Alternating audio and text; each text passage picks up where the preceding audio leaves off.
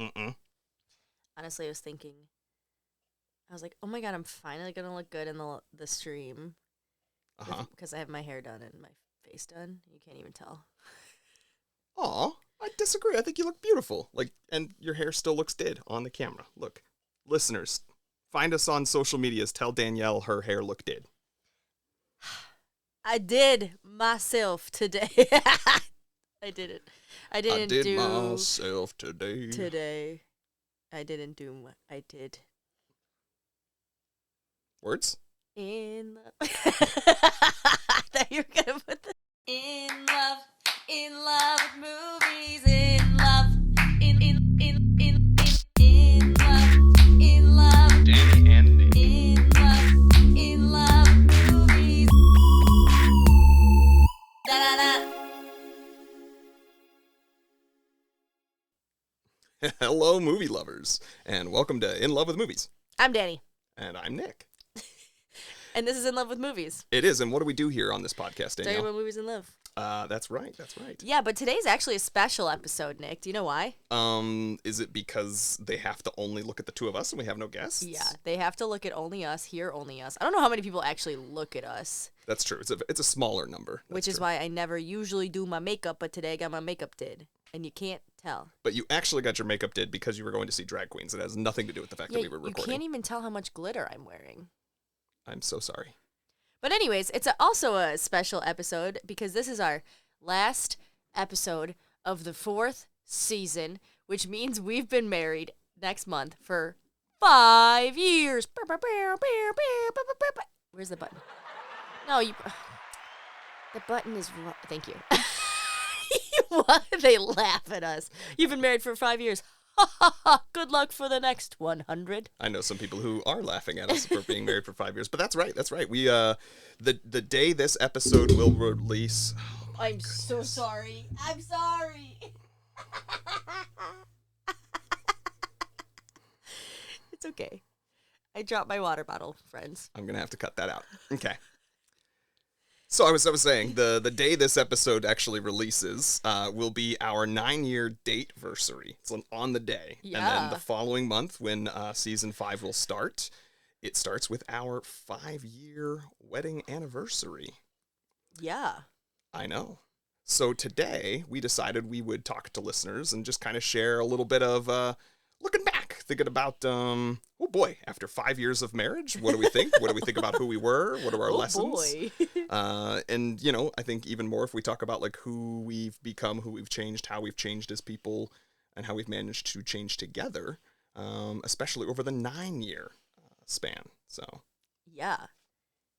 It's almost a lot. a decade. It's a 5-year reflection. A 5-year reflection. Who is that couple I see staring straight back at me? Oh, now I finally understand where the song is. I couldn't remember the lyrics to the song. Why does why can't my reflection show who I am? Inside. That was a very different key than what I was singing in. Oh, I'm so sorry that I couldn't match your key.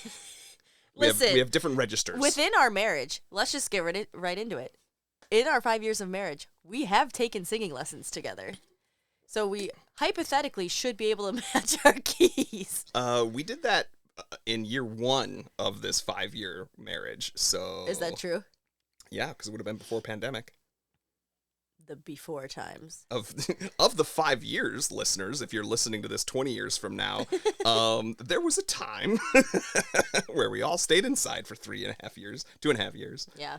3 years, depending on who you were and where you were. Yeah, I guess that's kind of weird because, like, we got married in 2018. The end of it, basically, but September 22nd. third quarter. The third quarter. Fourth quarter, I meant to say, like fourth. It was fiscal quarter. The first day of fall, second day of fall, whatever. First day of fall, yeah. And then we were like, we're going to save up to go on a honeymoon. We went on a mini moon, courtesy of Nick's uncle. Thank you. Shout out Uncle Don. And we're like, we're going to save up to go to Rome. Next year, we're going to go to Rome. And then I don't know. We didn't save up. And then a pandemic happened. Well, it was harder to save up. We were still in that first year of me having a job, and I think you ended up changing jobs. I think that's part of what happened. Oh, yes. 2019 is when I started CPS. Yeah, so you had started at that new job at CPS, and you didn't want to leave. You didn't have enough days to take off. Yeah. So then we put that off for one more summer. We were like, next summer we'll have the money. We'll still have the money, and then the next summer was 2020. So. Well, the next March. Yeah. Well, March March is when the pandemic happened, but yeah.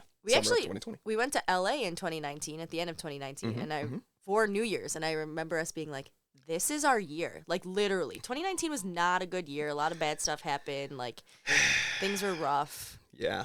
Little did baby us know. I mean, it's funny because I can actually look back and I can think about it. I remember 2016, we were like, oh my God, this is not our year. You lost parents and things. I remember we were like, grandparents, not parents. You're right. Thank you. I appreciate the correction.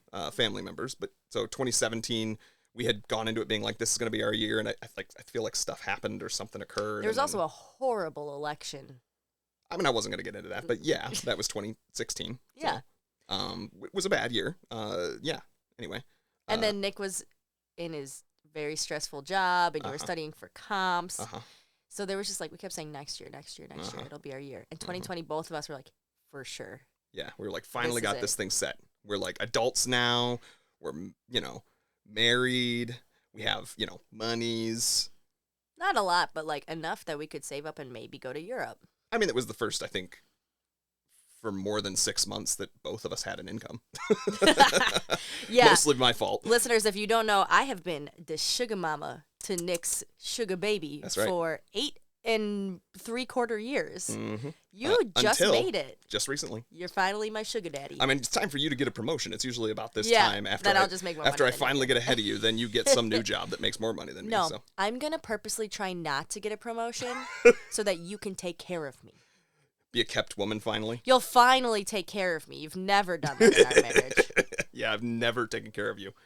No, I'm just a baby. I'm just a baby. You take care of me emotionally.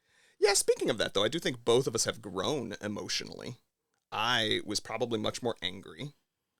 Correct. Had made a lot of progress in that department in the first several years of our relationship before we got married, and then had a bit of a backslide due to the stresses of said pandemic already mentioned.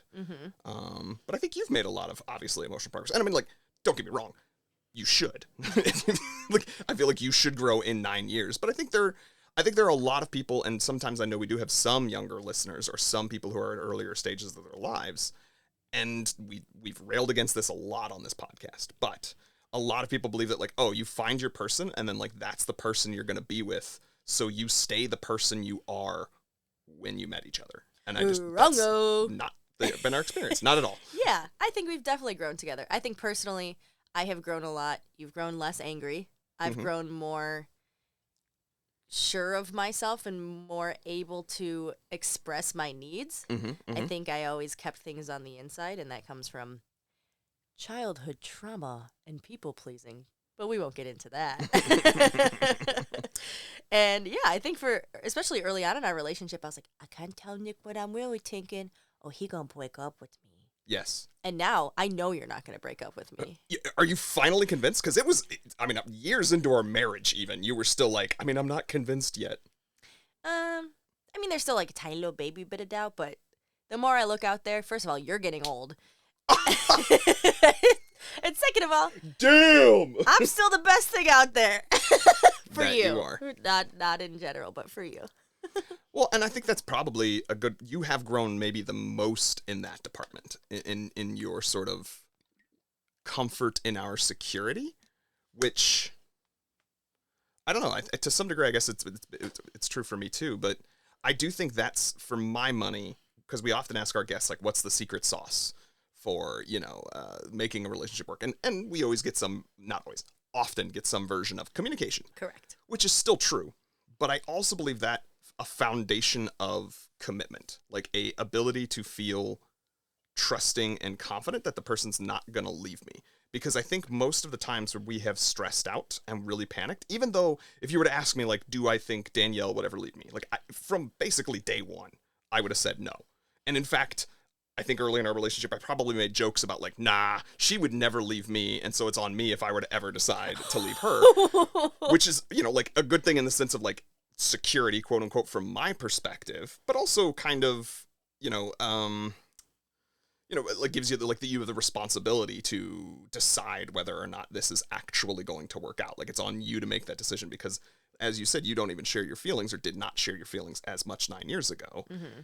So earlier in those days, you could have probably gotten to a point where you're like, I don't think this is going to work out. I'm really disappointed. I don't think this is what I want. And you might have still kind of stayed silent. That's true. Versus me, if I had ever gotten to that point earlier even in the first year, I'd have been like, deuces. But I never got there, even from day one. Why do you think that I would never leave you? Why did you think that early on? Because you told me. Oh, because I'm a needy little baby with the daddy issues. A little bit, yeah. But also because from the moment I met you, even though I didn't say it out loud or think about it, I knew you were my person. I just felt it. Yeah. I know that's dumb and corny, but like, Nick, I say this all the time. I hope you don't get offended. You know it by now. Nick is not my type. Oh, yeah, I'm done He's not being offended by that. Yeah. He's not the person I would ever go for. He's not, I don't know, anything I ever dated before. And I think that's why you stuck. Because you were what I didn't know I needed. Yes. I do think there's a lot of truth to that. I do think the one amendment I would give to you saying, I am not your type, is that we should probably start transitioning into using past tense when using that. I am not what your type was. Correct. Or I was not your Correct. type when we met. You're my type. But, that's... Okay, not to get into too much, but, like, the years aren't perfect, but you were just past 20 when we met. 20. I was 22. Uh-huh. Almost a decade ago, Yeah. and you are now just past 30. So when you think about it like that... We have been together for a third of your life almost. Dang. So you think like, yeah, of course, the type of person you were, but that to me betrays exactly the point we kind of started with of like, it's this belief that when you're an adult and or when you find the person that is your person, like you're a fully baked human being and you're never going to change because you're an adult. As if being 18 or being 21 or being out of college, just like snap of the fingers, you are the human being you are going to be for the rest of your lives. Yeah. And I truly believe that is a deep flaw in a lot of relationships. I agree. I think we had to learn how to grow together and also kind of like in a healthy way, I like to think. I think we have a pretty healthy marriage. Overall. We had to help shape the other person. Yes. Por ejemplo, Nick did not look the way he does. Wow, let's just stick it right to the surface deep. I'm here I am, let's get into the deep emotions, and then you're like, Nick was fat and not nearly as handsome when I first met him. No, I knew you were handsome. I saw it underneath. It was the Anne Hathaway moment, the Princess Diaries moment where they brush her hair and take her glasses off. And she's always been Anne Hathaway. I always knew. You just got LASIK, you grew a beard, and you ate more vegetables. I am far more offended by this than you saying I was not your type or am not your type. But yeah, and through that, I think that each of us has changed. We have helped the other change, and then also we definitely as a couple have changed, and I think you should. Agreed. Because also we talked about this a lot early on when we were was like we didn't really have the same interests, right? And you were talking about how a lot of people get together based on similar interests, but like the person I was 9 years ago who was super interested in like tennis and the job I had at the time, and I had very different interests than the person I am today. So I'm glad we didn't relate on interests because like those things change so often. Yeah, I mean, like for you, what was tennis is now probably drag race and drag queens. Or fitness or that's fair. Comedy. But, I would label those things. I was trying to like, I don't mean that as like, you didn't like drag queens, but I don't think you weren't like desperately searching for every version in multiple languages as long as you could understand it of the same drag race TV show. You weren't going to drag brunches as often as you are now to support your local drag queens, in addition to being a fan of, and I'm just like, I'm using that as a label of like, it's fine. It's a good thing. I think it's great that is your thing. But just like tennis, like I enjoy it. I'm happy it is for you. I like partaking from time to time, but it is not I'm not as excited for it as you are. Yeah, and we had to learn to support each other's interests too, whatever they might be. Like movies. Correct. Imagine this whole that. podcast. I mean, it took 5 years of our relationship before I got you to say yes to this, and that means you had to watch. God forbid, everyone, when we first did this, the idea that she was going to have to watch one movie a month was difficult for her to swallow. And now we are up to weekly movie nights. That's correct. And also, I think about like understanding each other more through our interests in those things. Like, I did not understand your need to play video games. It just didn't make sense to me. Uh-huh. Or I didn't understand your need for, quote, Nick time. Uh-huh. Early on, Nick said, I didn't understand that people have to be alone sometimes. Uh-huh. And so you were saying, I just need Nick time. I need to be alone. I said, you're cheating on me. Uh-huh. That's your time when you're with other women. It took multiple years for you to understand that was not true. And now I realize that you literally need to be with Nick to recharge. I think it was at least until, because we were together for about a year before you moved closer, and before I moved into the city again. So when we first met each other, Danielle lived in the city, like downtown, but I lived out in the suburbs, a good 35 miles away. We were connected by train, so it made it not too inconvenient most of the time. Somewhere about a year after we were dating, I moved into the city, and you moved into, I guess not right away, because the first time I moved into the city, you didn't immediately move to, did you? It doesn't matter. Anyway, so like I moved close to the city. We moved into the same neighborhood, but we were like, for us, our decision was we wanted to be closer. We knew that. We were not yet ready to be living together for many reasons, because we were only a year in. I know some people that move in together within like months and are happily ever after. I do not think that would have worked for us, because of the whole theme of this episode is like we had to progress, and we had a lot of growth to do before we would have been happy living together. So we did that, and then eventually, finally, like a year or two later, we moved in together. And I genuinely think you didn't fully believe that Nick time was just me probably playing video games or watching Netflix until you had your first experience of like, we both lived in the same house. In the morning, for whatever reason, I had the day off, and I was playing video games as you would leave to go be with friends, and I was going to have my Nick time. And then you came back 4 or 5 hours later, and I had literally not moved. Like, probably been up to pee once. And other than that, I was sitting in the same clothes, I was playing the same game, and you were like, oh, no, he really can sit for 6 to 8 hours doing nothing but this thing. And it's like, yeah, I can. Yeah. Because that's not you. Because you could never sit for 6 to 8 hours doing one thing. I hate it. Is there one thing about me that you think you had to, like, learn like that? For me, it was, like, Nick time and video games and also your need to, I don't know why the word expunge is, that's not the right word. I don't know where this is Soak going. in content at all times. Like, for Christmas a couple years ago, I bought Nick a thing that goes around your neck that holds your phone in front of you so you can pee while using your phone, or, like, make food or whatever, because you were just always on your phone. Yeah, I was always watching a YouTube video and or listening to a podcast. And I think I was judgmental about it at first, but then I realized, like, oh, you're just a smart boy who likes to I like to learn things. Constantly be learning new things. Yeah. Yes. Is it annoying sometimes? Yeah. But that also goes into a place where I feel like I've changed in the 5 years since we've been together. I have become better at accepting that there is just too much knowledge in the world, too much content online, that a person will never, ever, ever be able to keep up with all of it. Especially someone like me. Like, you can't even keep up. Obviously, you can't keep up with all of it. It'd be impossible. But even most people who have a normal amount of interest in a normal number of things can't keep up with just the things that they're interested in. Then you add to me, like, I want to watch every single movie that comes out. I really want to be watching every single prestige TV show that's coming out. And then in addition to that, I want to watch a lot of the, like, comic book related superhero stuff, whether it's prestige or not. And then she's literally glazing over just from me describing the things that I'm interested in. And then on top of all of that, I love, like, science and what's going on. Like, one of the things that I was watching back then, it's kind of discontinued now, is Discovery News, which were these short videos a couple of times a week that would be like, here's what's happening in the latest in science literature, you know, physics or astronomy or chemistry. And yeah, the average person is like, why would I want that? Okay. But you didn't answer my question. Oh, I'm sorry. My question was, what is the thing about me that you feel like you had to learn? It doesn't have to be like a thing.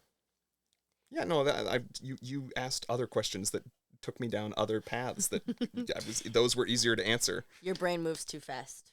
Uh-huh. What I've learned though is to let go of that I can't. And so I have changed. Instead of, I don't watch content. Well, I watch and or listen to content still a lot. But about me. Would you let me finish my thought on the tangent? Talk about me. I gotta finish the thing first. Okay. You're perfect. Does that make you feel better? That nothing has needed to be changed. I did not need to change anything about you or learn anything about you. You are perfect exactly as you are. No. That's not what I want to hear. I think the biggest thing, because this is more deep than innocuous, but I think the biggest thing for me was probably learning that you need time to process things. That, like, I process things typically by talking them out. And we've talked about this before on this podcast. You couldn't tell. Feeling attacked a little bit. Sorry. Thank you. All right.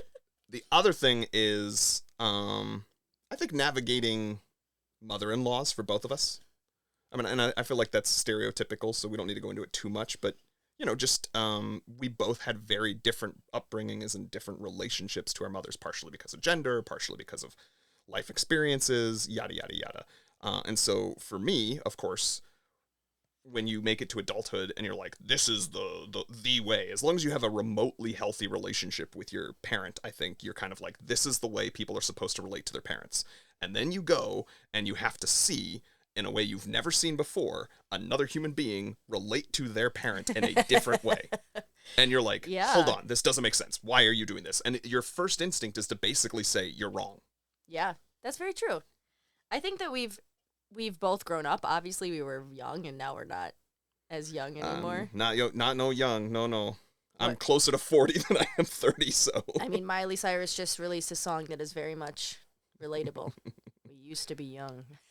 And we're not old either, but, like, I do think in that almost decade of us being together, we grew as people, and we grew as partners, and we were able to truly, through the other person, learn things about ourselves too. Like, I would not have learned about my relationship with my mom or like my family if it weren't for you. Same. Largely same. There's been some revelations. I think I had done more progress on my relationship with my family and how I related to them than you maybe had by then. But I also think that had a lot to do with me losing my father as an adult. That causes you to have to kind of like investigate that relationship and think about what that is in a way that if you lose a parent when you're very young, like you did, you're kind of like, you're just stunted. reeling. Yeah, you have no real, ability to kind of look back on that or retrospect at the time. Yeah. So I think overall we've helped each other grow. We've kind of shaped each other into better people, but never, I would say never forceful. Yes, and I think that's an important piece too, that I would, as much as you love to make jokes about, like, you changed me, or you made me this, or you made me grow a beard, or you made me, eat more vegetables. Factually accurate, especially that second one. But it is not something that you made. It was just like, here, it's kind of, in the parlance that I would like to use is always social psychology or things of that nature.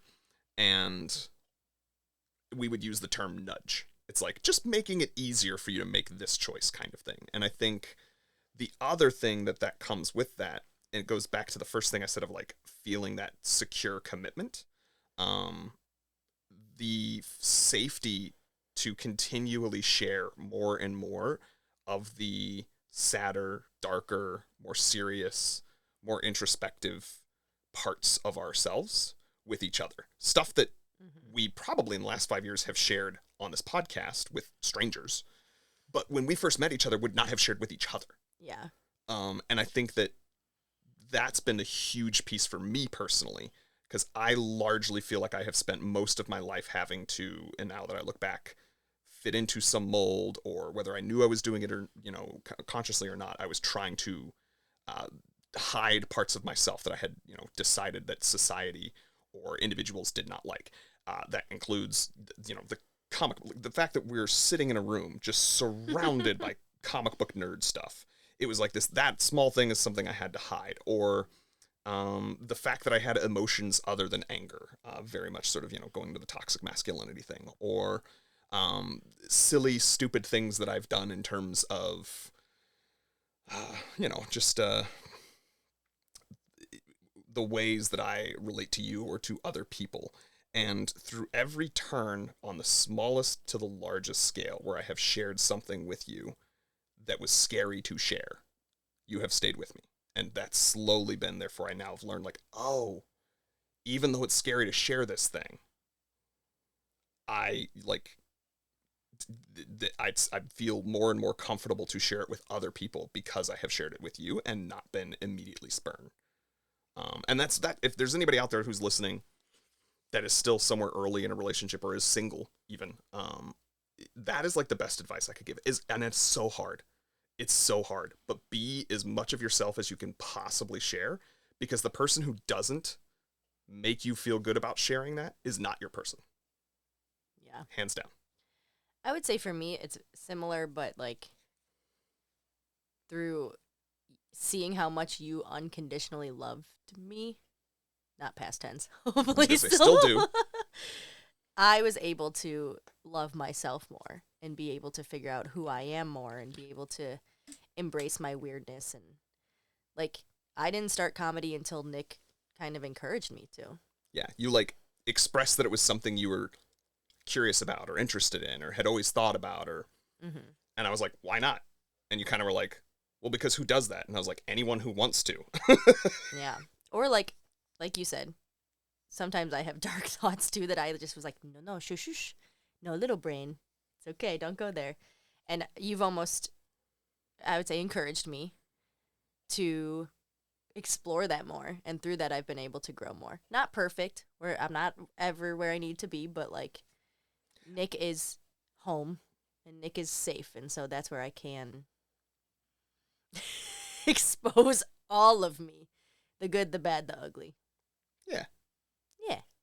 It looked like you had some questions on your phone you wanted to get to. Hey, Nick, do you want to know how much growth I've had? Let's do it. I prepared Holy for this crap. podcast. Listeners, longtime listeners will know that this is huge. Mark the date. August 29th, 2023 is when this will be released. Mark that date. The first time Danielle, as the talent, came prepared with something for this podcast. I just wrote these 5 It's minutes not ago. entirely true, but it's still fun to say. I wrote these right before we started. But I still prepared. 5 minutes of preparation. In my notes app, the true people. improviser. That's right. Okay, I have questions for you. Bring it. What do you think is the most romantic thing I've ever done for you? And I'm going to answer the same one. See, this is not entirely fair, because now you've had, even if it's just 5 minutes, you've had 5 minutes or however long you were thinking about these questions to prepare to answer them for yourself. All right, while you think about that, I'll answer the one for me. Okay. I think, well, Nick knows I love surprises. And I almost forced him to throw me a surprise party. But I think the most romantic things that Nick has ever done is just surprise me with cute things that he knows I love. And the first time you did that was when I thought we were going out to dinner. You're like, get dressed. We're going to go out to dinner. And I was like, where are we going? Where are we going? We were just walking down the street, and we showed up at the Chicago Theater, right? Okay. And you're like, actually, we're going to Straight No Chaser.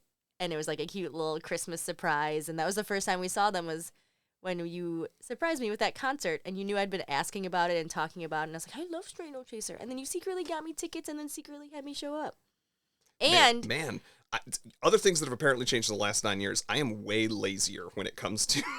That's what marriage is. Anyway, But continue. we can get back to it. And what? And then you did say, I tried really hard to get a horse and carriage. I do remember that. But it didn't work out. But even the thought of you trying to get it, because we still haven't gone on a horse and carriage ride. We have not. They become less and less popular because it's become known that people apparently do not treat the horses very well. Yeah. But yeah, I just remember that as being like, oh my gosh, this my guy. Or anytime you bring me flowers, I think that's so romantic. Without me asking. Which I've stopped asking. For the most part, yes. Yeah. Yeah. There have been one or two occurrences on, ironically, anniversaries and or date-versaries. It's like you're supposed to be... where you were pissed that I had not gotten you flowers and had not thought of it in advance. Well, it's the law. Now, mind you, just listeners, so that I'm being fair to myself here, every single one of those instances, she got gifts, plural, gifts. But one of those things was not flowers, therefore I had done wrong. Gifts is my love language. It is, and I think physical touch is mine, which is why when I was sitting here thinking about romantic things that you've done, part of me wanted to say my 30th birthday party, because I genuinely did not see that coming. It was very sweet. I threw him a surprise party. Yes. But then actually I think, and I can't remember the exact context, but I feel like we were in a fight at some point on something, and you just walked over and hugged me.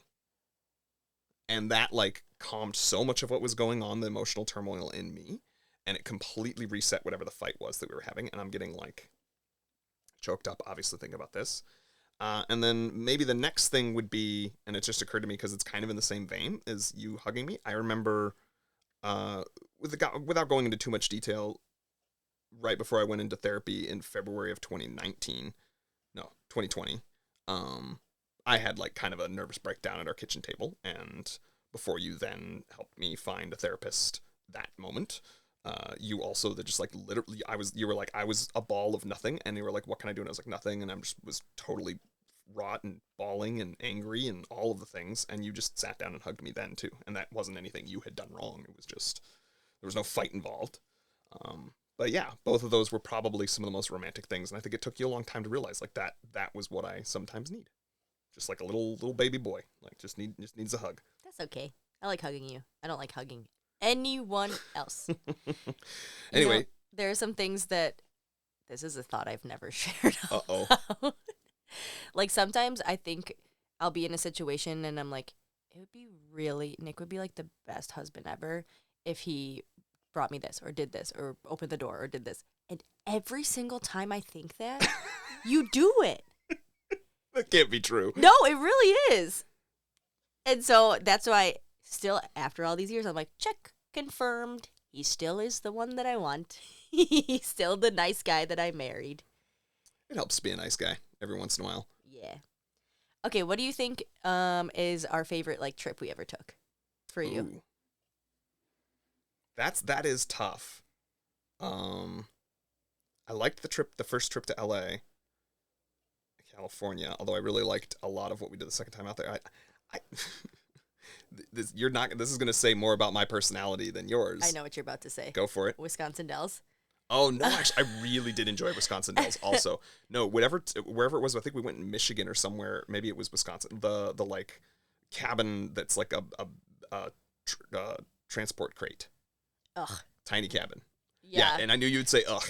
Like we spent a weekend at Getaway House and literally like just did nothing but be in nature and quiet, and I enjoyed that a lot. Except for we were woken up to the sounds of gunshots. That's true. Because the guy who had the backyard next to the place was like shooting birds. It was scary. I remember us talking a lot on that trip. Yeah. Because I think that through most modern Western lives, we just have stuff going. We were talking about content and me constantly digesting stuff and watching stuff, and there was a lot more silence that we had to fill, and therefore, we filled it, and I just remember feeling very connected to you. Yeah, I like that. How about you? I think I really liked when we went to Mexico. It was a fun trip. I really enjoyed the things we did, the people we met, the time we had. Yeah, and I think we were very close to each other at that point, and also like that was the first vacation I remember thinking, oh, we found a balance of like enjoying the way that we both vacation, because that's one of our fights is like Nick likes to, per his answer, he likes to just chill. Yeah. And when I'm on a vacation in a new city, I'm like, let's go see it all. And so it's taken a long time to find a balance between those two things.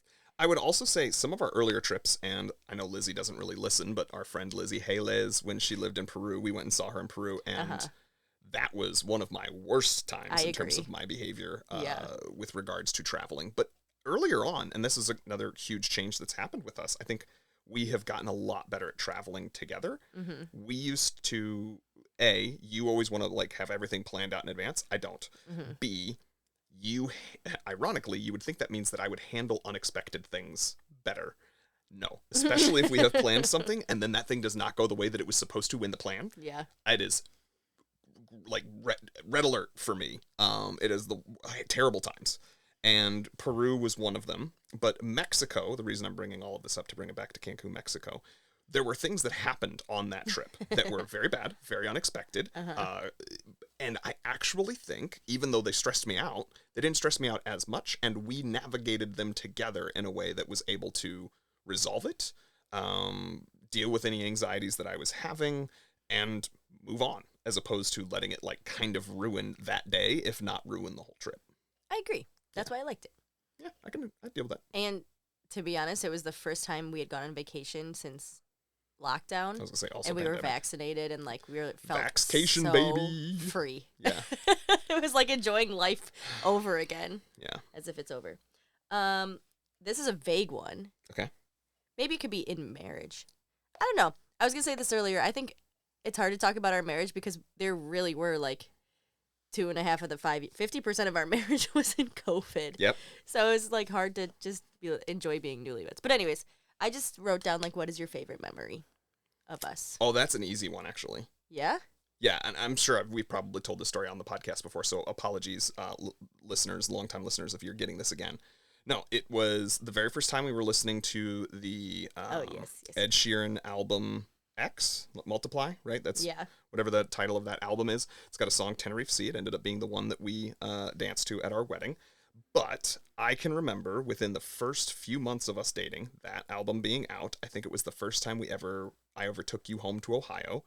We were at home in my mom's old house, sitting at the dining room table, and we were playing chess, which, by the way, is also one of those things that Danielle pretended to like way more than she actually did when we were early on. I was a faker. A lot of things were fake, but not the important ones. But we were playing chess, and we were just listening to that album sort of on a low volume, and Tenerife Sea came on, and if anyone's ever heard the lyrics, you know what I mean? You can imagine you look so wonderful, and like talking about the description of the person kind of matched a little bit of your description, blue eyes, blonde hair, stuff like that. And I remember just sort of like moving a piece and then like staring at you across the table. And then eventually you met my eyes, and we both kind of like, without saying a word, stopped playing the game for a moment, paused, and just sort of felt it. And it felt like, without a word, you knew that I was like in my heart singing all of those lyrics to you. And we both teared up a little bit, and we had a moment. And yeah, that I think is the moment that I was convinced you were my person for the rest of my life. And that's and I had my suspicions long before that, but that was it, I think. So that's sweet. I guess mine is, by the way, that became our wedding song. Yeah, that's what I said. Dance song. Did you say that? I did. Oh, I wasn't Continue. listening. I think that my favorite memory, I'm just thinking about our wedding, marriage, all that stuff. I barely remember our wedding, to be honest. Same. I remember it being a good time. However, I remember coming down the aisle and just looking at you, and like no one else existed in that moment. And before that, honestly, every hour before that, I pooped. I pooped many times. I was so anxious. I couldn't sleep the night before. And I don't think I was anxious to marry you. I think I was anxious for the wedding and something was going to go wrong. Sure. But like the second I opened the doors and I saw you, like everything went away. All the nerves, everything. It was just, oh, that's my boy. Because you're talking about our wedding and because you're talking about walking down the aisle, that is very sweet. I remember having all the feels when that happened also. I'm going to give a quick shout out to a new friend who I know is listening to our back catalog and therefore will listen to this at some point in the future. Recently saw photos of their wedding, Montana. I'm talking about you. And it like so very much reminded me of the aisle for our wedding because the way that things were laid out and the fact that it was right on a lake. And so, hey, Montana, your wedding looked cool and sweet and awesome. And we're sorry we weren't able to be there. It was gorgeous and you two looked just as happy as we did on our wedding day. Yes, we were invited. That's the thought you're having. Oh, I didn't know we were invited. Okay, 2 more questions, and then we got to talk about the movie. The movie! I guess we could just talk to each other forever, though, which is kind of why we got married. No, we watched a movie, so we have to talk about the movie. It's obligatory. Okay. Yep. I guess what's been the toughest part of marriage? I don't know if I feel comfortable sharing that. That's fair. Yeah. I was going to say just not a single thing The toughest part is the fights, or is Sure. where we grow the most. But the in-between sucks. And I think that's an important thing to note, too. It is where you grow the most. If you are, quote unquote, fighting right, and you are speaking to each other, like any two people who try to combine their lives, as we've articulated, you're not the same person. You're not the same person when you meet each other, so you have to figure out how to navigate that. And then within time, you're going to be different people throughout the course of your marriage. Therefore, you have to navigate that. And at any given moment, and that's where they talk about communication being the most important, at any given moment, you're going to have to find ways to make the different people that you are work together as a joint thing. And I would agree with that. But despite those always being the most difficult times, it is often the most growth. Agreed. And I can remember early on, I was the one who especially insisted on, we were a little bit of that, like, don't go to bed angry kind of thing. And we had some late nights sometimes. Yeah. But to your point, like, it's because we had to explain and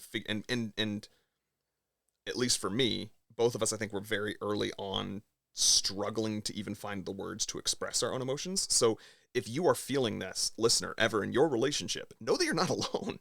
It is difficult to express your emotions, and it is even harder when it feels like it matters. Because I've just said, like, oh, you know it, you found your person, you know this person's the person you want to be with, and then all of a sudden, everything has stakes.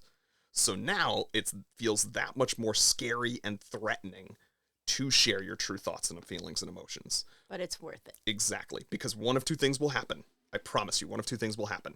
You will share enough to the point where you become certain the person is not for you, or you will share enough to the point where you will start to grow.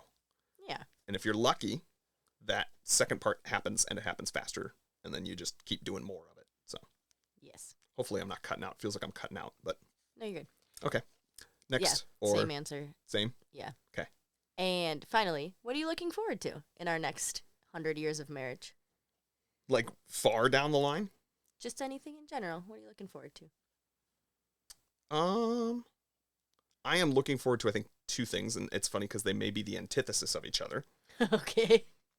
I am looking forward to the day when the combination of our joint incomes and the lack of especially unexpected house-related issues reaches a point where I feel financially secure to a level that, like, we have been very blessed, we've been very lucky, but I don't ever feel like we are, like, I feel like we're treading water or, like, trying really hard to stay afloat, as opposed to what it feels like sometimes with our peers and contemporaries, that they look like, oh, they're really well off and they've got more than enough money to saved. And some of them I've known have to, take sabbaticals and things like that, or have, like a year off from work.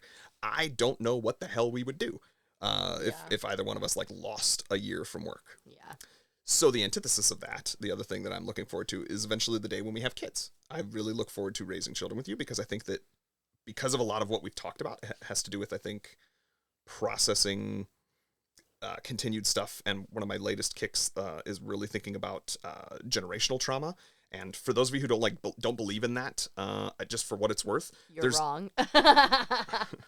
Well, psychologically, I personally believe you're wrong. But what I was going to say is there's growing evidence too, where they're looking at the genetics and having trauma, and they've especially done this with, like, Jewish people from the Holocaust or other huge traumatic things that happened in sort of an ethnic population, where they then, therefore, it creates a natural study, a natural experiment. They've figured out that huge traumas in a individual's life changes some of the phenotypes of their genetics, which they then pass on to their kids. And a lot of them seem to be tied to anxiety. So I would make the argument that potentially one of the reasons we've talked about, like, life more depressed, it's like, I think the more people are depressed, and then they don't deal with it, and then they pass that, like, anxiety and depression and trauma on to their children, not only behaviorally from what they see, but literally, it would seem, genetically. You combine those two things, it's bad. We can't change the genetics immediately, but we have done a lot to work on, I think, our traumas, more so perhaps than previous generations largely have. And I don't think that's unique to you and I, but I do think it's true of our generation. And I'll stop talking because I'm getting the Nick, you're using too many words look. Well, it's funny because that was actually going to be my answer too. Having kids? Yeah. Okay. Well, like starting a family, and yeah, I was going to say it in less psychological speak. I'm mostly looking forward to just, like, having baby Nick and Danielle's and them walking around saying, well, actually, the psychological term for that and then dropping it low in the next moment. I genuinely hope that's exactly what our future children do. Geniuses. Twerking geniuses. They're going to get their humor and their... love for life. Yes, their zest from me and their smarts and their straightforwardness from you. Oh, dear. Oh, dear. That was all the questions I had. Well, I think that times out pretty perfectly, actually. And... Actually. That's Nick's favorite word. I used to call him actually. The movie, we didn't even say it. We have not said it yet. And I picked this movie because this is actually the first movie that Nick and I ever watched together that we remember. So, we're going to talk about what movie, Nick? We're going to be talking about The Usual Suspects, and I think I managed to get that correct this time. The Usual Suspects. I always want to say The Unusual Suspects for some reason. Yeah. I'm just like scrolling through, and I'm probably going to have to edit some of this, but I think we had more ratings to share, and that's why I'm scrolling. So, I wanted to make sure. Yes. Okay. Can I read it? Sure. All right. These are our love notes, no? Yes. So this is the Love Notes section of the podcast, listeners. If you want to share your thoughts on our podcast, please go share your thoughts with a 5-star review on either Apple Podcasts or Spotify. If you do that, we will read it on a future episode where all of your thoughts will be what we then express, as long as you give us 5 stars. So actually, if you listen to only one episode, decide that you totally hate us, but you want to talk about how I'm a pedant and how much you hate me, then please, by all means, give us a 5-star review, and then all of your thoughts will be shared with the entire world. Or if you want to plug out your own stuff or anything like that, as long as you give us 5 stars, we'll go ahead and read whatever you write. Great. So this one is called Sweet Optimism, ... I wonder if there was a longer title. Probably, yeah. 5 stars from Scoop Staley. Hi, Scoop. Thanks for listening. Hi, Scoop. Scoop. Thus far, the season 4 lineup is nothing but bangers. Ooh. Double entendre? ? Oh. That's funny. They are choosing movies that are must-sees, and the crew offers great insights and little screaming at my speaker for lack of knowledge. Oh, cool. Hey, we actually sound like we know what we're talking about, Great, apparently. thanks, Scoop. I come for the movies. Check out my podcast, 94 Chill, the podcast with Cat Bus Russ. Okay. But leave with optimism. The tales of love cannot help but relax any stress of being single. Guilty? Because the pod does a great job at leaving you feeling like there is someone out there for everyone. Oh, how they incorporate this into movie chatter is brilliant. Thank you, Scoop. Sounds like that may be actually Cat Bus, so thank you very much, Russ, for listening, and for listeners who are not already giving us information. By the way, that's you can plug your own podcast. You can go hear me on Cat Bus Russ. 90 for Chill. Look, 90 for Chill. That's going to be a lot easier. 90 for Chill. I was on an episode a while ago, and we're very grateful. So another great fun show about movies. Scoop. All right. Well, I'm going to go poop, and then we'll come back. That's going on the internet. All right. We'll see you on the other side, movie lovers. In love with movies. Da-da-da. And we're back. Welcome back, movie lovers, to In Love with the Movies. This is the second half where you may have jumped to where we actually talk about a movie. Yeah, if you're like, love and reflections on marriage, screw that. Well, you missed out on gems. Yes, it is the secret to a happy, healthy life. Yeah, over we there. own the secret to Yep. a happy marriage. So. Complete experts here. Yep. Dripping with sarcasm. But seriously, we like to think that we know a little bit of something from people who have not been together as long. But now we're going to talk about a movie. We're going to talk about a movie that... We're going to talk about movie. Singular. I said I'm confused. Never mind. Okay, what movie are we talking about, Danielle? We are talking about The Usual Suspects. That's right, 1995, well-known classic movie amongst movie lovers and people. I think this is one of those sort of suspense, surprise ending movies. It's definitely, I think, among the modern canon for, like, didn't see that coming endings type of deal. This on your top 100 movies list? It is over there on that top 100 movies list from my brother that I got. According to The World, or people who make the top 100 movies list, this is a must-see top 100 movie, so. I don't know if it's on AFI. It might also be on AFI because the 100 movies list you're talking about is a cool poster that I got, but that's not necessarily AFI's list. I'd be curious. It might be. Maybe I'll figure that out. But before we get going with things, I just want to borrow a parlance from one of my favorite podcasts. A what? Fake Doctors, Real Friends. What the fuck's a parlance? Turn of phrase. Set of words. Nick, I know we've been together for 9 years, but you still surprise me with the words that come out your mouth. I don't know. I might be using that one incorrectly. Somebody can correct me online. Anywho, to use the phrase, taking from Fake Doctors, Real Friends, because I like to cite my sources when I steal things. They you know, what's the, you've thrown me off. I've forgotten what the phrase was that they.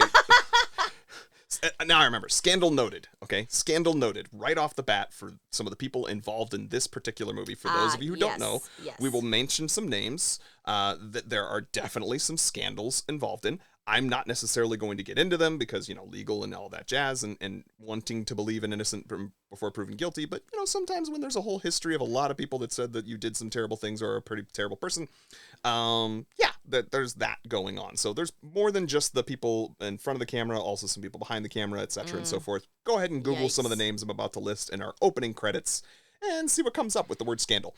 Anywho. Yikes. So that also has changed since we watched this the first time. Yes. But we can talk about that. 100%. Yes. Yeah, so get into the opening credits, and I'm going to refer to that person after you say their name one time as the bad guy. The bad... There's more than one, and I'm not even sure you know about them. But yeah. Okay. Anyway, well, I'm not going to say his name. Director Bryan Singer behind the camera, also known for Bohemian Rhapsody, a lot of the X-Men movies. One of my favorites, Superman Returns, was actually a movie I really like about him. Scandal noted. But his directorial stuff has been kind of hit and miss for me. But some of them, when he hits hard. And this is one of those movies as well. I think it was one of his earlier. Written by Christopher McQuarrie. Christopher McQuarrie, some of his credits include Rogue One, Edge of Tomorrow, and Top Gun Maverick. So lots of hits there. I like him. Seems to be a really, very much up our alley in terms of writers. Is he Scandal? Not that I know of necessarily for Christopher McQuarrie. Cool. Kevin Spacey, Scandal noted, but also famous for Seven, House of Cards, 21, American Beauty. Phenomenal actor in a lot of roles. Some of which maybe he wasn't acting that hard, as it turns out.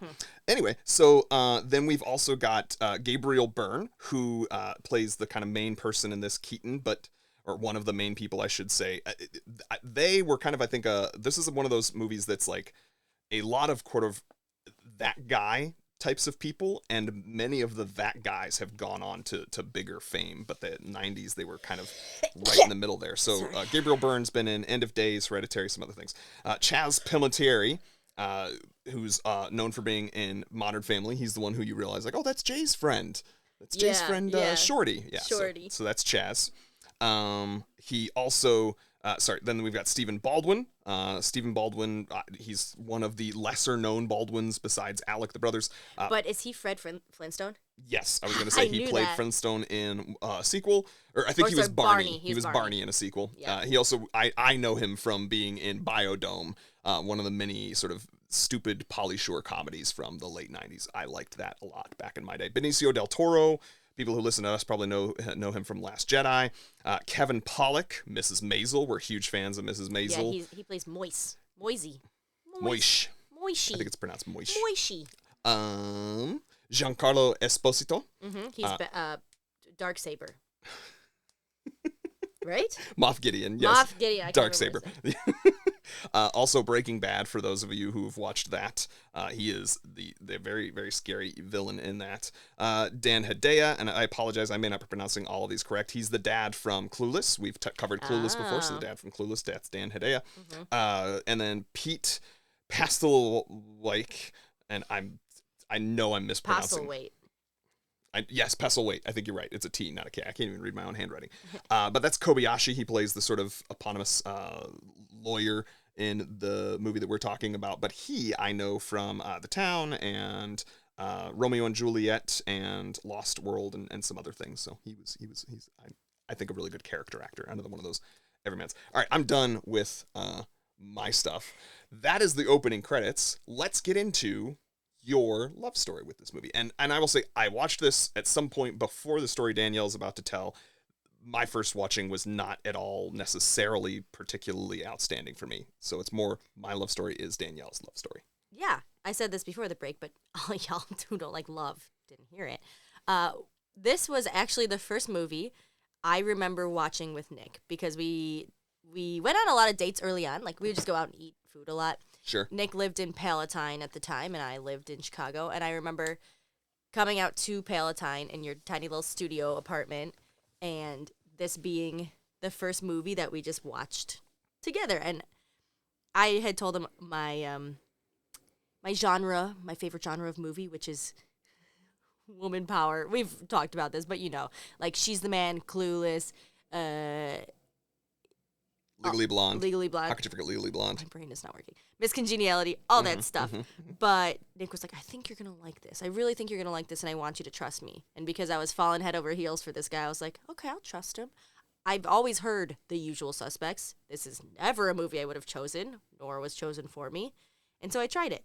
And I was very skeptical because I'm just like, crime, whatever. I don't really care. And then the end, I was like, what? And then this really opened my eyes to like the other twisty movies, like Memento, the magic one, The Prestige, things like that. Christopher Nolan joints. Fight Club. We might have actually seen Fight Club before this. No, I guess no. Okay. This is truly the first movie I remember watching with you. Okay. And yeah, so it stuck with me, and it also kind of like was my entry into, okay, I can trust this guy to find movies that I'll like. I seem to remember, I'm trying to, because you remember it as me saying, I think you will like this. I remember it as me thinking something along the lines of, give this movie a shot because it will tell me the kinds of movies you might be interested in, like from here. Like this to me was a barometer of, do you like a twist? But it wasn't particularly violent, but it deals with violence. Yeah. So, I mean, it's obviously violent topics. There are people that die. There's blood. There's blood. But it's not like, Gorefest by any means. Yeah. But it's a thoughtful movie as opposed to, just being fodder. So. Yeah. And you were right. It opened my eyes to, like, a new genre of movies that I have truly never seen before. Had in the past. Truly never seen any of those movies before. Yeah. So it was fun. And I just remember being like, I love this guy. But I don't even think we said I love you yet by the time we were watching this. I'm sure we hadn't. Yeah, no. Yeah. So that was my first time watching it. And then we watched it again the other night for this. And I said to you, I wish this was my first time watching this all over again. Because I knew I didn't remember. I don't remember a dang thing in this movie. The plot is not really if you were to, so like I know some people have done like different edits where, and by the way, also, in addition to scandal noted, spoilers. If we have not already said that by now, we are going to spoil the crap out of this movie. And as we've articulated, it is one of them that is most famous for the fact that it's got just this ending that you don't see coming. Yes. So that already, frankly, is a spoiler I would not have wanted to hear before I saw it. So I would encourage you, listener, if you've not seen this movie, like stop. Yes. Stop right now. If you have any thinking about possibly wanting to watch this movie, don't listen to us. Don't listen to us until after you've done it. I agree. Hit pause, come back to us, leave us in your playlist for podcasts, but go watch this movie. It's actually, if you have Amazon, it is available at the time of this recording on Freevee. You can go watch it with ads, but for free. So go watch it. Yeah. It's actually pretty short too. It's only an hour and 45 minutes. Thank the Lord. So, go watch it, and then now we can spoil the crap out of it. Yeah. So, yeah. I was saying this, I wish I was watching it for the first time. Yes, thank you. And I know that feeling very well. And what I was going to say, sorry, because yes, I appreciate you putting me back onto track. What I was going to say is I've seen people have put together edits of this where they take all of the events, because this is also one of the movies that kind of plays with time. You like start somewhere, and as the movie goes on, you start to realize where certain time frames of things that you've already seen happen, because you start with this sort of boat exploding and somebody and a Keaton being killed, and then you sort of jump back to somebody who is Kevin Spacey's character is Verbal Kent. He is being interrogated, but he's being interrogated after this thing, and then he starts telling a story about a time that they were all interrogated before this thing, and so it's like you're jumping around a little bit, and you kind of it's confusing at first, and then it just slowly but surely becomes more and more explained. Mm-hmm. People have edited it so things were happening in sequence in terms of like, Really? this is the sort of like chronologically the first thing that happened and then going forward.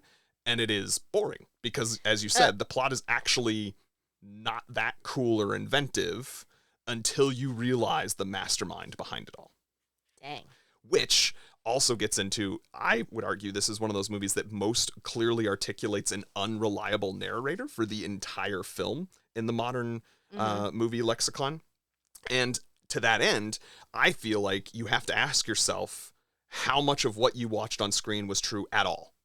Yeah. Because it is completely being told from the perspective of Verbal Kent. But we'll get there. Okay, well, I kind of put us there already, but okay. So, yeah, it's not a movie I would choose. Parts of it are boring because I'm like, whatever, it's a crime movie. But in the end, you're like, whoa. So, excellent. Yeah. We've gotten so excited, though. We forgot to do. That we went straight from our love story with this movie to forgetting to do Danny's Dingle, which I know we have some people who genuinely do really love this part of the podcast. So we want to make sure we give it to them so that they don't miss out on everybody's favorite segment. Time for Danny's Dingle. A boat. Fire. Cigarette. Pee. Explosion. And then police office. Police lineup. Put bad guys together. Make bad things happen. Kobayashi. Red. The Redfoot. Redfoot. Redfoot. Yep, that's a character. Yep. Bang, bang, shoot, shoot. Cocaine. Bang, bang, shoot, shoot. Get the boat. Bang, bang. Everybody dies except for... Oh, what's his name? Are you looking for the... Kaiser Sose. Kaiser Sose! So, movie lovers, I think maybe one of the things that made me think about Danielle watching this is also, this is one of those movies that since 1995 has been spoofed or referenced or made fun of. If you've ever seen Scary Movie and not understood why Dewey, like the main sort of mentally handicapped character in that, who's a it turns out to be the one who kills people in the movie Scary Movie. Well, it's a reference to this movie here. Really? Yeah. I had definitely seen Scary Movie before I saw this. Yeah, there's that final scene. If you were to go back and watch it now, if you may remember, there's a final scene where he's sort of like, he has physical afflictions that character does in Scary Movie, and he's not at all suave. And at the very end of the movie, he's sort of like walking off and then gets into like, I don't know, a sports car or something like that. And as he's walking, he loses all of his physical afflictions. Got it. I would like Kaiser Sose. Probably not say mentally handicapped. I apologize. Please a correct person me. with a physical disability or a person with an intellectual disability. And see, I don't know. It's been so long since I saw Scary Movie that I genuinely wouldn't know what that character was supposed to be. I know that they would have used words to describe them that I would not now use words to describe them. So, but thank you. I appreciate you correcting me. Yeah, I mean, I guess we could talk about that part of this movie. It's difficult / great that they essentially, the plot is that this guy, the bad man that I'm not going to say his name, could not be a killer. He could be innocent because even though he's done some bad things in the past, his crimes weren't horrible. He was just like stealing or whatever. But they call him this in the movie, quote, a cripple, because his one hand doesn't work and his other foot turns in. They never say how he got that way, if he was born that way, whatever. And then that's how he basically gets off scot-free. To some degree, yeah. And then in the end, he walks away. And he was faking it the whole time. That's hard. But also, I don't know. I'm very conflicted with my thoughts on this. Because, first of all, you should never freaking fake a disability. That's so messed up. Yeah. But the other thing is it proves that society truly thinks that if you have a disability, you are incapable of these things. And this bad man in the movie was the most evil, smartest character in the entire movie. He played the long game. He was truly, truly, truly a genius. And so I think it's also maybe pointing out, I would like to think it's a social commentary on, like, don't underestimate a single person, no matter disability, their ability levels or not. It does suck that he was like, I'm going to use this to trick people. And I think back in the 90s, that probably worked a lot more. Mm-hmm. But, yeah, so I was very conflicted on that storyline that I didn't think about it too much I don't know if this 9 will years ago. I don't know if this will help you. Okay. That is not entirely the reason why he gets off. I know. Okay. But it also is, he's clearly hiding. Yes. He's faking his disability. He is faking his disability because specifically it makes people take him less seriously, and therefore they would never believe that he is the evil Kaiser Sose, that everyone, is this boogeyman, because surely this person with a disability who seems so bumbling would not be that person. However, there are clues that I caught on this rewatch because I was paying a little bit more attention that, like, from the get-go, now that we've given the spoiler, the evil man who plays Verbal Kint, a.k.a. Kaiser Sose, there are clues to that person being the mastermind from some of the first scenes. So we have the opening, we have the boat exploding, and then we have people being, like, pulling bodies out of the river and saying, like, oh, who did this kind of thing? And then you get the voiceover that starts with Verbal Kint, and it says, it all started with yada yada. But before you get that, you go to him sitting. They turn on that. So somebody asks the question, who could have done this, in like a scene that then immediately the next frame is an image of Verbal Kint as he's sitting in. So again, for those of you who know movies, TV, things like that, you'll see these like kind of quick little foreshadowings, or like something that's happening at the end of one scene is intentionally designed to be like going into the next scene. And so the filmmakers did, in my opinion, a brilliant job of like, you don't see it coming because you then learn who this character is, and you of course immediately start to get like, oh well, that's not who it is. But they did actually on some subconscious level sort of like trick your brain of like in thinking, we're asking the question, who did all of this, and then they boom, tell you they right show away. you right away. Dang. And then not too far away from that, when we get to go back and we see the two cops are kind of talking to each other, and the one is Clueless's dad is sort of talking to Shorty, and Shorty's like, why can't you, yada yada, or why can't I talk to him? And Clueless's dad says something, and he says basically, or he's talking about how like he can't let him talk to him because he's, quote unquote, and I wrote this down, protected on high from the Prince of Darkness himself. So Verbal Kint, you don't quite track that this is who they're talking about, but they're talking about Verbal Kint, and like this one guy, he's about to get off, not because of a disability that he has, but because someone is protecting him. Someone is pulling strings. And what you don't know is that someone is himself. Which it hurts my head to think about how that ever happens, but I know it's a movie, but But also, yeah, they kept saying immunity, immunity, immunity, immunity. So like, he's gonna get off from the beginning. I will say though, this movie is, I think sometimes I'm dumb. And I ask a lot of questions on this podcast about like, because I don't follow movies all the time. This movie is a little confusing at the beginning, and I was like, and it's supposed who to be. is who and what's happening? And I genuinely don't know what's happening. And this is my second time watching it, and I'm supposed to know what's happening, and I still didn't know what's happening. But I guess looking back on it, you don't really have to know what's happening. You really just have to follow the story that is being told. And the story that is being told is that there was a carjacking. They stole all these guns, right? They stole a truck. Somebody, you don't know who the they is until much later. Yeah, but there has been... stole a truck with a bunch of guns, and they bring in, quote, the usual suspects. They bring in the people who would have done it before. Yeah, it's the idea of, some people may be familiar with this if you've watched other crime movies, or if are just familiar with the idea of like, oh, when a crime is committed in a given area, in a given city, the police kind of know, okay, chances are this type of crime is being committed by one of these career criminals. And so the idea here is that they brought in all of these career criminals. And then from there, they actually did, quote, the dumbest thing they could do, and they brought them together so that they start doing more crimes. They're like, well, we're here anyways.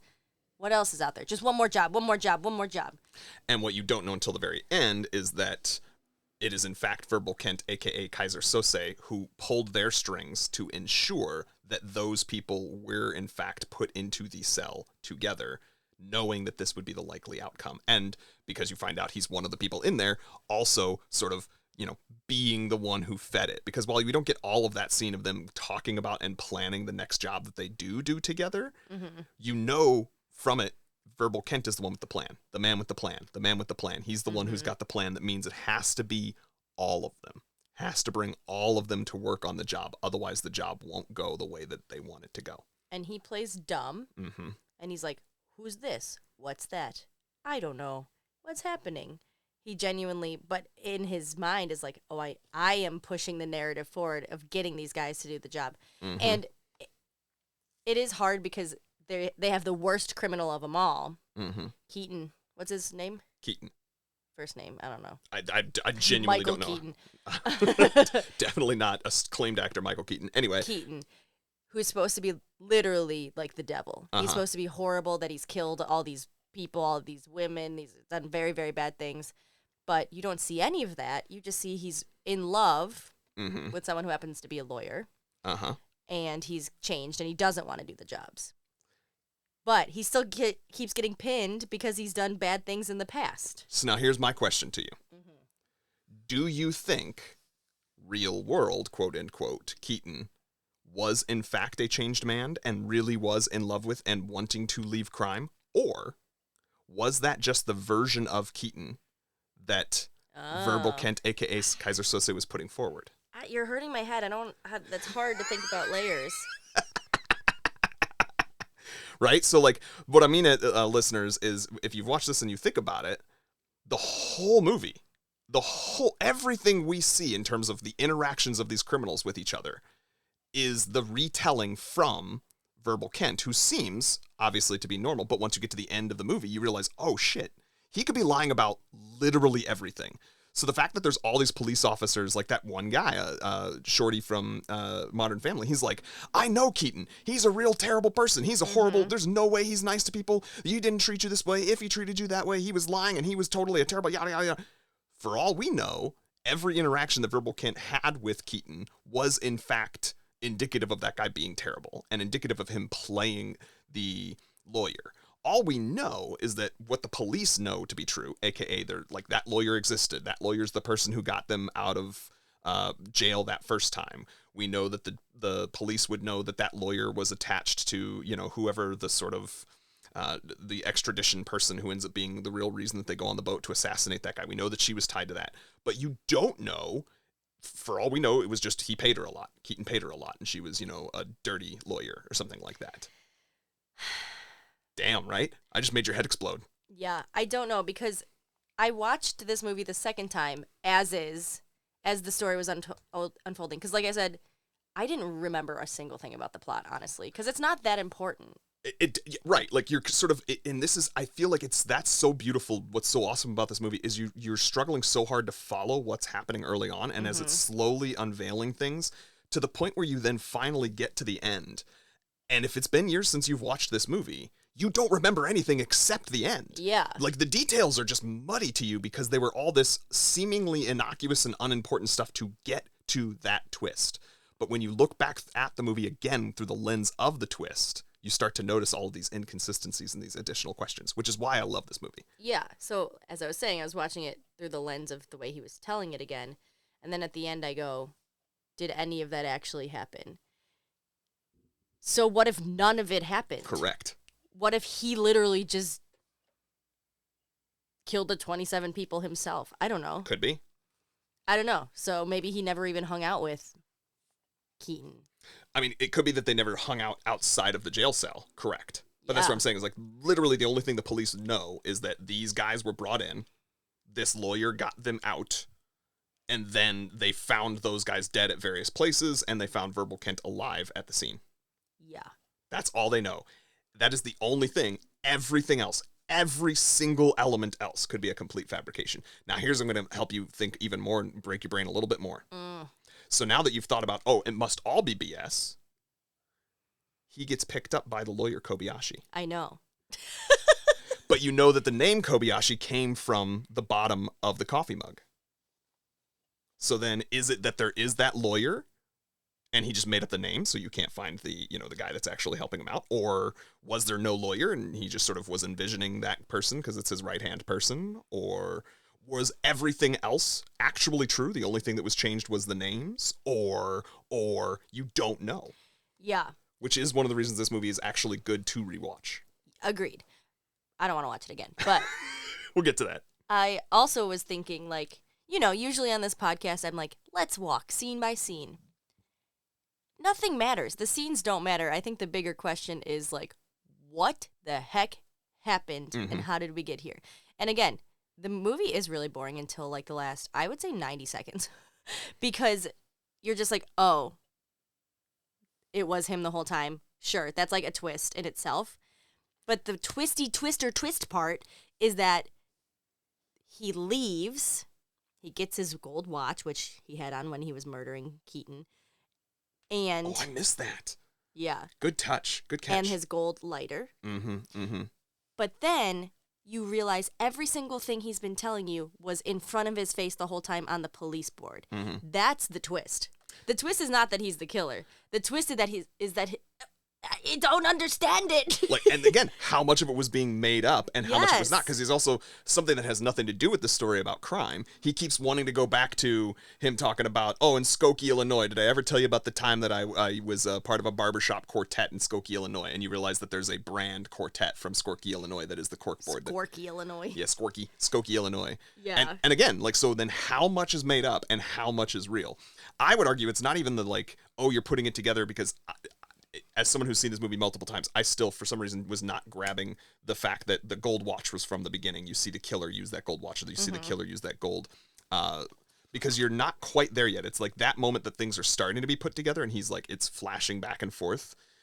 But just before that, there's almost the surprise of, like, Kaiser Sose is Keaton. Keaton is Kaiser Sose. And you feel like, in that first moment, when Shorty from Modern Family is saying, don't you see, Verbal? Keaton was playing you. He is Kaiser Sose. And up until this point, you've had this mystery of who the hell is this Kaiser Sose person that they keep talking about. They keep dropping this name. They're making such a big deal out of it. We're waiting for the sketch. The sketch is going to come back, and it's going to be whoever the person is. Why?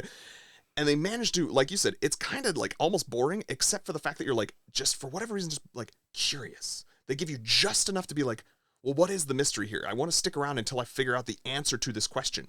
And then they make you feel like they've given it to you. They give you this big surprise, and it's this emotional beat, and you see Verbal Kent being all distraught, like, no, it can't be my friend. He was so kind to me. And you're thinking that's going to be the twist. Yeah. But then it's a 1-2 punch. You haven't even recovered from the twist of Keaton being Kaiser Sose when you are just walloped and knocked out by the idea that it wasn't Keaton, it was in fact Verbal Kent.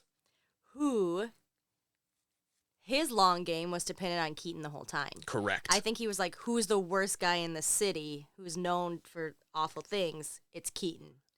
So he kills Keaton. And so there's no one who can get in trouble for it because Keaton's dead. And in fact is and the then one he kills who's Kaiser Sose. Quote. very smartly placing. Sorry, yeah. So now he's killed Kaiser Sose, so his ego, people will not think that he exists again. And then that's why the movie ends with, because the whole movie is not actually even the story, it's the story behind the story. And it's that line, the greatest trick the devil ever pulled was making people believe he didn't exist, or in this case ceased to exist and was dead. And then just like that. Yeah, because I believe Bad Boy Verbal as a narrator 99% of the stories he's telling. Okay. Until at the very end, he claims that someone else shot Keaton. But he shot Keaton. So you think that the story that brought them all together, the fact that they did that job together, you think even Keaton being a nice guy who was trying to turn over a new leaf, you think all of that's true? I did. Okay. As you're watching the movie, you do believe it. Oh, of course you do. You have no reason not to believe it. Right. But and that's what I'm saying. I think there's a case to be made for that the only thing that's actually not true is the names. Like, he didn't give the real names of things because that's what he pulled from the board.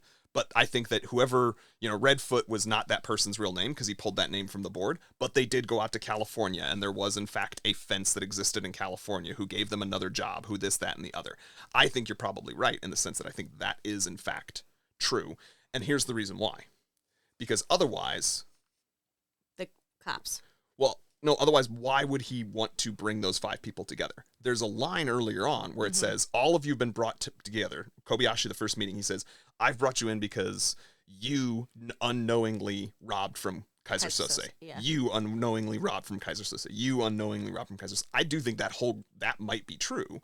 It's just that you don't know that Verbal Kent didn't rob from Kaiser Sose because he is Kaiser Sose, but everyone else in the room might have. And so that's actually him getting his vengeance, is intentionally making sure that those guys are going to die, but in the process, he's going to pull some other strings and make a lot of money for himself. See, I thought of that differently. I thought that those crimes actually were not Kaiser Sose related at all, but he just said they were, to make them have Could a be. similar motive. Could be. And then that's again a layer of like, well, where do you believe? What was true? Yeah. Is it just the names that are changed? Is it that all of that was false because Kaiser Sose always lies? Is it that the whole entire story that he was giving to the police was fabricated and none of it happened the way that he said? Is there... Okay, this is a dumb question. Is there an answer? Oh, I don't know. That's a very good question. I don't know. Like, do the people who created the movie actually have an answer? And they had it in mind the whole time? This is where we were given the compliment that we do in our Love Notes lots of research. And right now, I'm not entirely sure what the answer to that question is, so we did not research that. Or is this just a movie that was created? This is also an example of I understand why you love movies so much, because it makes you think. Was this just a movie that was created to be like, you think about it, person? Yeah, and I think that's why I probably have never looked it up. Because I think the beauty of the art of this film is the fact that the question lingers. Yeah. Because, again, I knew Verbal was Kaiser Sose. It is such an iconic scene. You see him walking. With a severe limp. Yep, and then not. Yeah. He just all of a sudden is like, I'm a normal person now. Gets away. You remember that. You don't remember. I personally didn't remember that every name and everything was made up. Mm-hmm. So then I wrote this, and I think I asked you this, the exact same thing 9 years ago. Did none of this Did happen? any of this happen? Did none of this happen? And then look, what? I love her notes. I don't know. And that's what's awesome about it, though. And this is what I love about movies. And this was why this is sort of a retrospective for us, as being like the first time I think I did make you realize a movie could be something more than just something to make you laugh, to alleviate your pain for a time, to let you turn your brain off. Most of the movies that you have chosen to watch, while some of them are very good, especially some of the comedies, on the surface, they largely are very shallow. Yeah, they tell you what is happening. And What they you're tell seeing you what is you what's wanna happening. Yeah. And there's no deeper thought after the fact. There's not any deeper existential questions that the movie is supposed to make you think about. And I'm not saying that's bad art by any means. It's very good art. It's very different art. And it's what I seek out most times because it's what I think I need. Which is fine, and that's great. But then, to me, sort of, and this is where I said not bad because I'm gonna say the term elevated, and it makes it automatically sound like I'm saying better. That's not necessarily what I mean, but I mean elevated in the sense that there's more depth to it. Is movies like this, and I think this was the first movie. The reason you see it as like the first movie we watched together. It's the first movie that we watched together that you truly knew. Oh, movies can be something more. I agree. Yeah. I don't think ever in my life I had watched movies that make you think more. Right.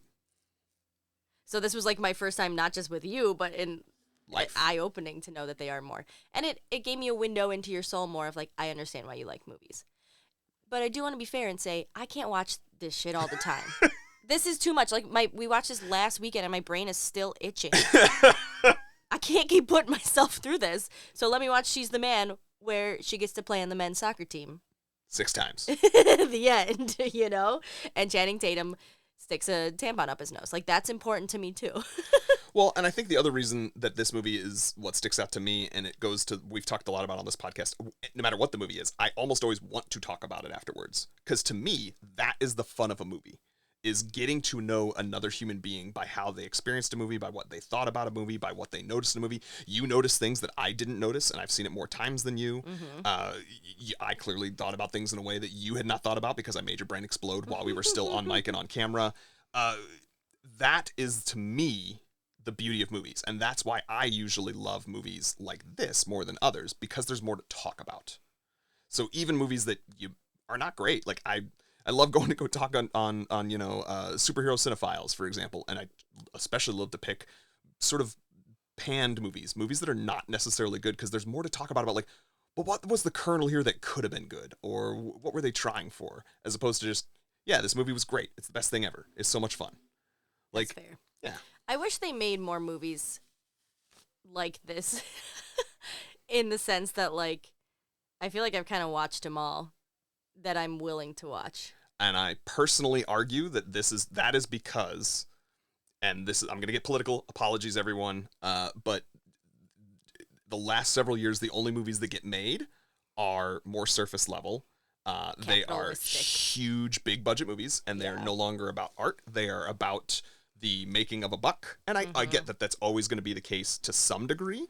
But when you lose the ability to make movies like this that are much smaller budget, at the time it was a bunch of people that nobody knew, and most importantly, the writing. Yeah. We talked about how the writer is someone, again, Christopher McQuarrie, who's written a lot of other great movies that we love. Not all of them that are like this, but this is something that a robot, a chat AI, will never be able to write. It will replicate and simply do exactly the same thing over. It will never do something this unique. And that is why we need to support people who are on strike right now, because we need to have real human beings, both in front of and behind these cameras, who can do these things for real life and bring that creativity where they are bringing something completely new to the world that has never been done before. I agree. I had a lot of high hopes for Barbie, to be honest. I did too. I liked it. I didn't like it as much as I wanted to. I wanted it to be something like this, where Yes. there was more questions and it was more nuanced. And I personally believe, I could be wrong, sorry to continue on that, but I personally believe Greta Gerwig, the filmmaker behind that movie, you can see the kernels of where that was where things wanted to go, and I suspect that there was studio pushback or Mattel pushback of, nope, let's keep this the lighthearted fun, which is why that movie did not hit as hard for me, because I feel like it's like, oh, you were touching on that thing that I wanted, you didn't quite hit it because you stopped to instead make the silly fun movie, which was the thing that was, I'm sure, pushed by corporations wanting, corporate fodder, and they were right because it made them a lot of money.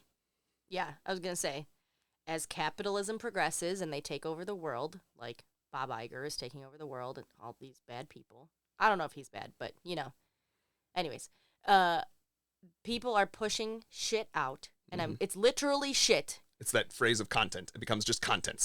Put something out. Give me a 3-hour, 20-minute movie of a superhero that I've seen 6 times before. Yeah. That is so unnecessary. Yeah. I'd rather sit there, watch a movie like this, or this. Maybe we'll cover this one. I don't know.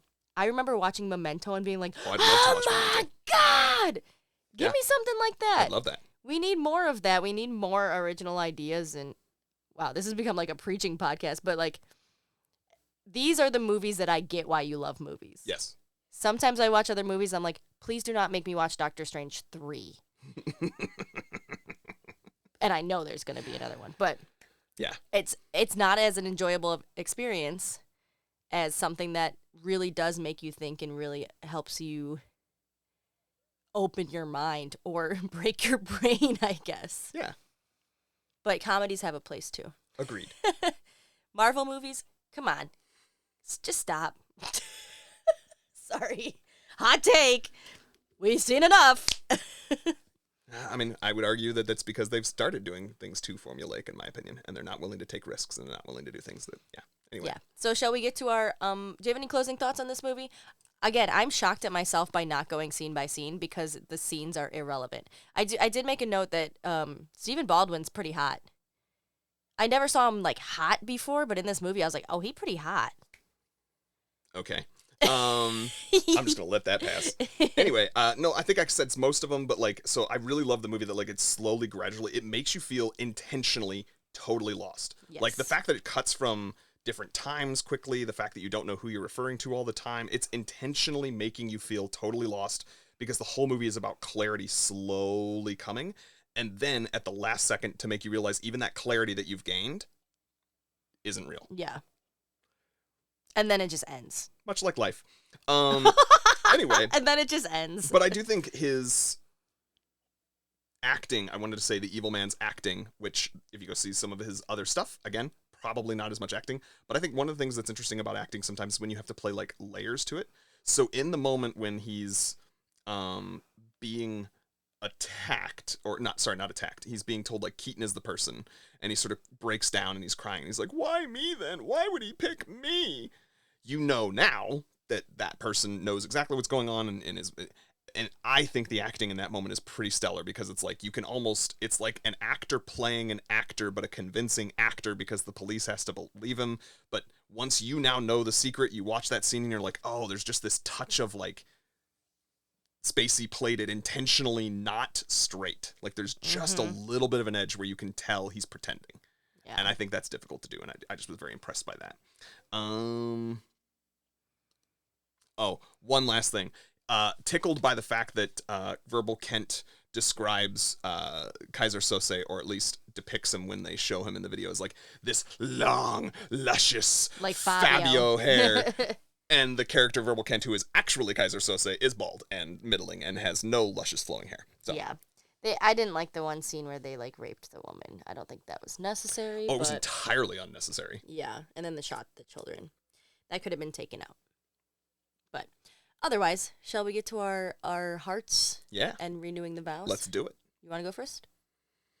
So I definitely would renew my vows. I don't need to see it anytime soon. I think having about 5 years in between or so is correct, or even I guess almost 10. Like, put some time in between it, but I suspect someday our future children will be asking questions about, what do you like about cinema? And I'll do the same thing to them. I'll be like, all right, now that you're old enough, let's sit down and watch this movie that shows how cinema can be really good. I'm torn because I don't know that I can find out a true flaw in the movie itself, but I hesitate to give a movie a perfect score. Because of who you are as a person. Yeah.